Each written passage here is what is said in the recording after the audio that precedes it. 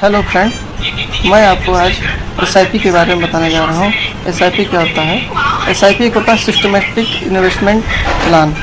इससे हर महीने हम अपने अकाउंट से कुछ एक निश्चित अमाउंट जो हमें भी जमा करना है हम डेली तौर पे दे सकते हैं, जिससे वो अमाउंट हर महीने आपके इस अकाउंट से कटता रहेगा, वो भी आपके बताए हुए डेट के अनुसार। जिस तरह आपने मान लीजिए कोई एसआईपी की डेट 10 तारीख ली है तो 10 तारीख को ही एसआईपी आपके अकाउंट से कटेगी।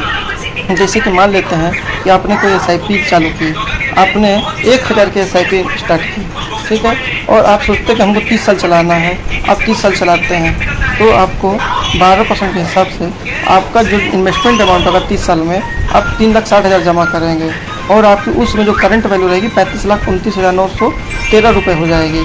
ये एसआईपी है, क्योंकि एसआईपी में कंपाउंडिंग इंटरेस्ट मिलता है, इसलिए हमारी वैल्यू जो होती है बढ़ती रहती है, क्योंकि ब्याज पे ब्याज मिलता है आपका। और आपको जो ये रेट ऑफ इंटरेस्ट 12% दिखाया जा रहा है, ये बढ़ के ही मिलती है। यहाँ पर आपको 12 से 13-15% भी पहुँच जाती है, लेकिन आप 12% कम सोचिए, ज़्यादा मिले ज़्यादा अच्छा होता है।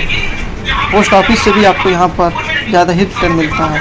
बस ये है कि कंटिन्यू आप अपने एसआईपी को कंटिन्यू रखिएगा, तब बीच में ब्रेक ना कर देगा। अच्छा, इसमें लॉकिंग पीरियड भी 1 साल के बाद निकाल सकते हैं, लॉकिंग पीरियड नहीं होता है, लिक्विडिटी ज़्यादा होता है यहाँ पर, अपनी ज़रूरत के अनुसार कभी भी निकाल सकते हैं। लेकिन जो एसआईपी आप कर रहे हैं, अगर आप रिटायरमेंट प्लानिंग कर रहे हैं तो आप इसको बीच में बंद ना करिए, इसको रेगुलर चलने दीजिए।